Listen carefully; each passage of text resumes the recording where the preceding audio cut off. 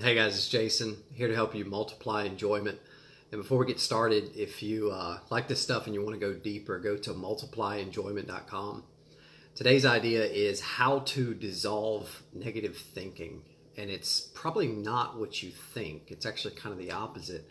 The real trick to dissolving negative thinking is actually to lean into it. And instead of just kind of addressing it at the surface level and trying to say, no, that's not true. This worry is unfounded, or this is things are fine, things are good. I actually encourage you to go into the fear, to whatever it is that you're concerned about, whatever it is that you're dreading, whatever it is that's the cause of your negative thinking. When you feel it, use it as a red flag and ask yourself a few questions. What's the worst case scenario of this situation? What is the realistic outcome of this situation? And what are some things that I can do to mitigate the negative consequences of this fear or this situation? And I think it's actually better to write them down, but today's video is really more about just when you're driving along or when you're in the middle of your day, something starts bugging you, start asking questions and digging into it.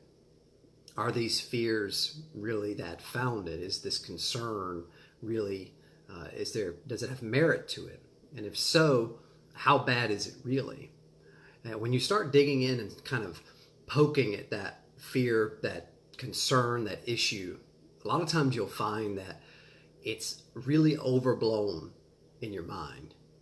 But you won't really get there unless you actually start looking at it and start thinking about it, right? And the reason it's so important to dig into it and to look at it is because by doing that, you actually get real evidence that the fear or the concern or the cause of negativity is not as pervasive and all-encompassing as you think it is. The problem is probably more specific and solvable than is in your mind when it just pops in. So next time you have a big, something that's draining you, something that's pulling you, lean into it a little bit and really look at it. Don't be afraid of it. Start asking questions about that concern, that fear, that source of negativity. What's the reality here? What are the realistic likely consequences or outcomes? What's the worst case scenario? What can I do about it? And you'll find that in reality, most of the time, it's not as bad as you thought it was, and there's something that you can do about it. There's a good quote I like to use by Brendan Burchard. He said, worry ends the moment true effort begins.